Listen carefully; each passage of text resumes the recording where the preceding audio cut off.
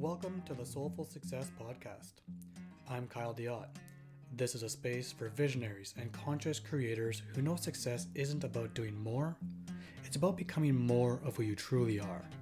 Here, ambition meets alignment, and we explore a deeper, more embodied way of living and leading. This is Soulful Success. There's a particular kind of exhaustion that comes from knowing exactly what you're doing and doing it anyway. You've spent time reflecting on yourself, understanding your patterns, where they came from, why they formed, and you've sat with the hard stuff long enough to finally see it clearly. And the next time the moment arrived, you ended up doing the same thing. Not because you forgot, not because you weren't paying attention. You were paying full attention. You saw it happening. And something moved you toward the familiar anyway. What I want to sit with today is what's actually going on in that moment, because it's not what most people think it is. There's a specific kind of discouragement that lives in understanding yourself well and still not being able to make a change.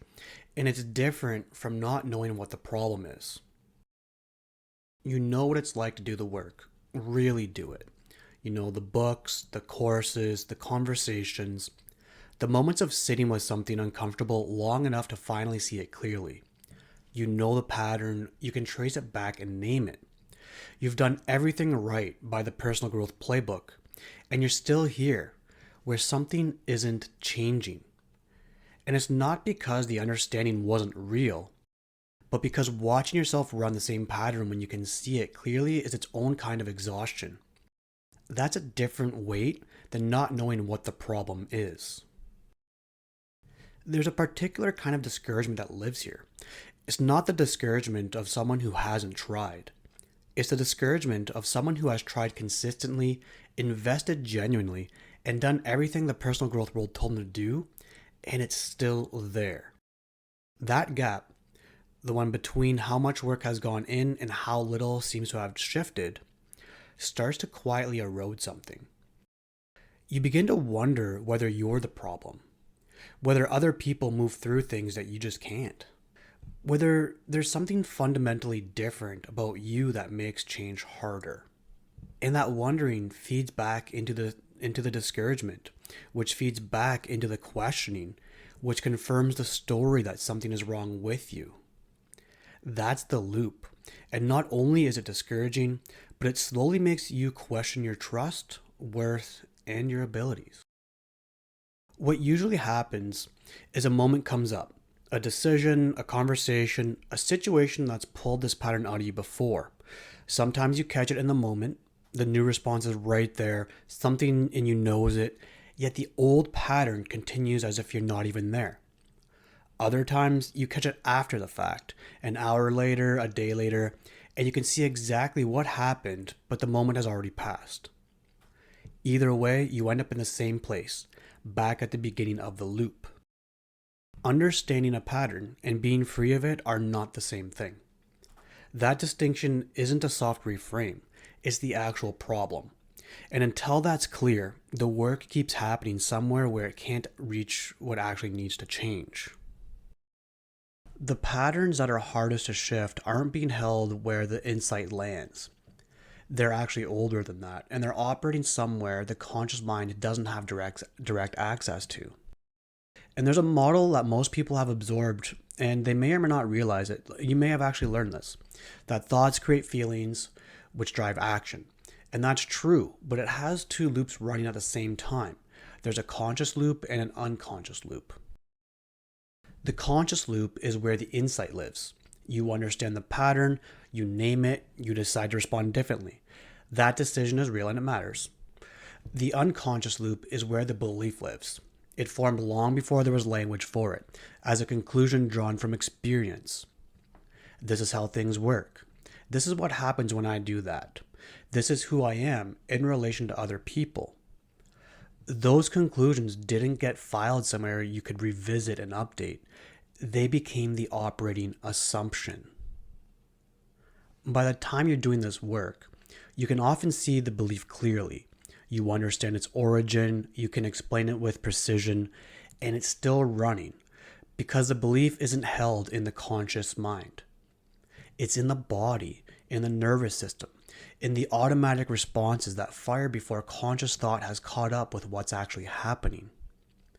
So the insight reaches the conscious loop. The belief is still running in the unconscious one. And they're not in conversation with each other the way most people assume. And that gap is where the discouragement lives. Most of what gets called personal growth happens in the conscious loop. The reading, the frameworks, the journaling, the naming. All of it valuable, all of it real, and all of it landing somewhere that isn't where the belief actually lives. The majority of your beliefs were established when you were a child, just through observing life, learning from other people around you, trying to make sense of what was happening. Thinking new thoughts can influence beliefs over time, but to really change them, you need to show yourself that those beliefs aren't true. And that happens through experience, not through understanding. The gap isn't between understanding and trying hard enough. It's between where the insight landed and where the belief actually lives. And this is the territory that we named in episode 8, that knowing something and living it aren't the same thing. What we're sitting with today is the mechanism underneath that, why the knowing doesn't touch it, why you can understand something completely and still find yourself doing the exact same thing you've been doing that you want to change. The belief isn't waiting to be reasoned with. It is formed through experience and it changes through experience, not through understanding the experience more clearly. So let me give you an example of what this actually looks like. So say you've been in a working relationship for over a year with a client, a colleague, or a partner, and something in that relationship shifted a while back. The dynamic just stopped feeling right. You've named it to yourself, you've sat with it, understood exactly why you keep showing up anyway, and you're seeing that the pattern is clear. And so you make a decision that this next time when the moment comes up, you're actually going to say something. You'll name what's not working, you're going to hold the line. And then the moment arrives. You get a call, a message, a meeting, and before you've even consciously registered it, the reasoning is already running. They've been going through a lot lately. The timing is off. It'll create more problems than it'll solve right now. Next month will be better. Every one of those thoughts sounds reasonable, considered, like someone who is thoughtful about impacting and timing, not like someone who just ran the same pattern for the 100th time. And so you say nothing again. And what follows isn't just frustration. It's the specific weight of someone who watched it happen in real time and still couldn't stop it. Who understood the pattern completely and still ended up exactly where they always end up. That's not a willpower problem. That's the unconscious loop doing what it was built to do. When you move towards something new, the mind and the body respond to unfamiliarity the same way they respond to threats. And most people have been misreading that signal as evidence that the new thing is wrong. So when the moment arrives, there's a new response available, the decision is right there in front of you, the mind doesn't step aside. It starts building a case against changing. Maybe this isn't the right time. They're going through something. It's not worth the disruption right now. I'll address this when things settle. Each reason is considered and sounds considerate. Each one feels like you're reading the situation accurately, being thoughtful, exercising discernment. But what's actually happening is that the old belief is defending itself through the language of logic. It doesn't feel like a belief in the moment, it feels like reality. And so the more you engage with the reasoning, weighing it, considering it, trying to talk your way and think your way through it, the more material the old pattern has to work with. You can't out-argue a belief that's operating underneath the argument itself. That reasoning loop isn't thinking it through. It's the old pattern running in a costume that looks exactly like conscious decision making, and it's convincing because it uses your own language. Now, let me be clear with you here. The mind was built to survive, not to thrive. Its core mission is to keep you safe and survive another day. It learned early what leads to pain and built a system of various fears to keep you away from it. And this would be fine if we're still living in the Stone Age where there's a lot of threats in our everyday life. But our lives nowadays are much safer than they were in the past. But we're still operating with that old wiring. And that system doesn't distinguish between something genuinely dangerous and something simply unfamiliar. To the mind, they both register the same way, a threat to our safety. And at the same time the mind is reasoning, the body is throwing a signal. Tightness, anxiety, a pull back to what's known. And that signal arrives before the reasoning even starts and greatly influences it too. You see, the body craves predictability. Not because the familiar is good, but because familiar is mapped. The nervous system knows what to expect from it.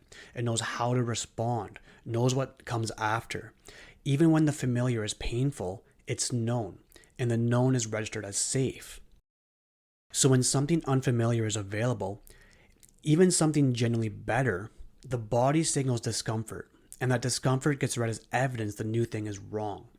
The retreat back to familiar feels like wisdom, when it isn't. It's the body doing what it was built to do, keeping things predictable, which equates to safety. And this is where the loop becomes visible in real time. The conscious decision says something different is available. The unconscious loop generates a feeling that matches the old pattern. The mind builds reasoning that matches the feeling, not the conscious decision. And the choice that felt like yours wasn't fully yours at all. So the body isn't telling you something is wrong. It's telling you something is different. And from the inside, those two feel identical. And most people have never been told that there's a distinction that exists between them. If you happen to catch the pattern after it occurred, it isn't a failure. It just means your awareness is growing. And the more it grows, the closer it gets to arriving in the moment when it actually matters. Change doesn't happen by acquiring a new understanding. It happens in the moment you feel the pull of the familiar and choose to respond in a way that honors the pattern you're trying to build, despite the discomfort.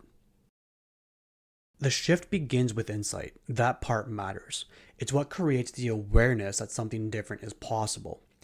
But insight is the trigger. It's not the determining factor.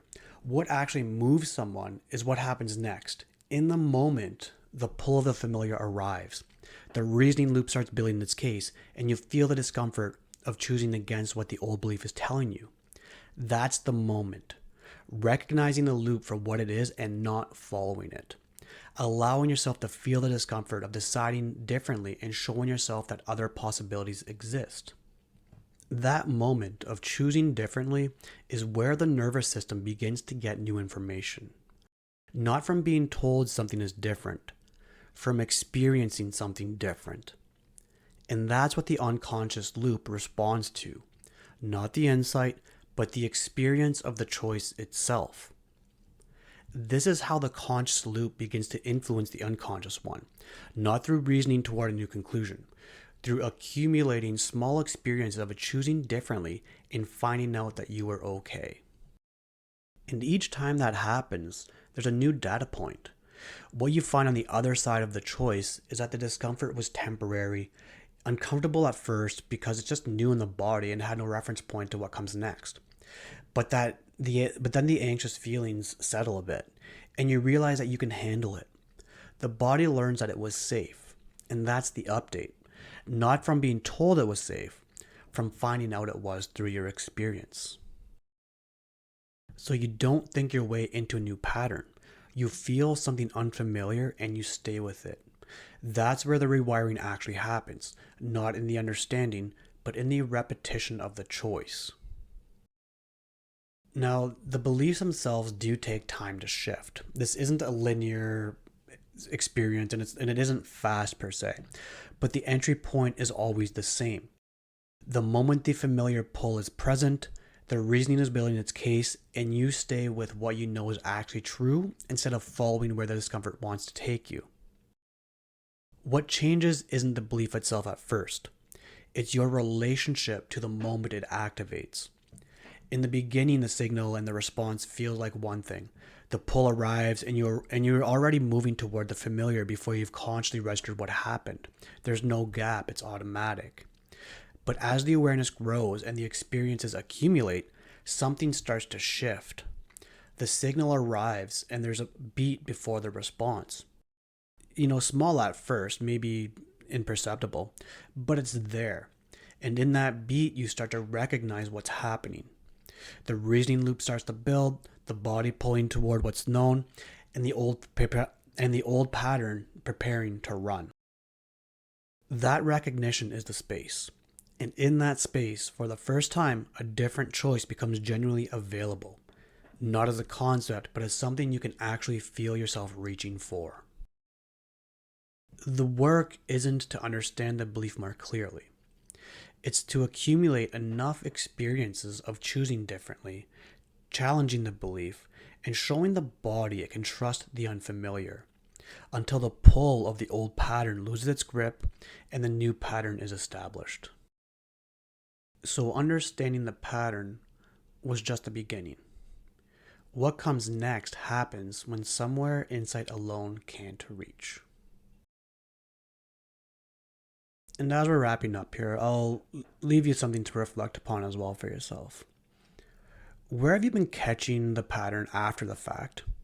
And what would it feel like to trust what you already know in the moment it's actually happening? If something in this episode landed, and you've been sitting with the patterns you understand clearly but can't seem to move through, a human design integration session might be the next right step. It doesn't matter whether human design is new to you or something you've been exploring for years. It's not another layer of learning, it's a conversation about what's actually happening in your life, how your design is showing up in it, and what's getting in the way of living from it. The link is in the show notes. I hope you have an amazing day.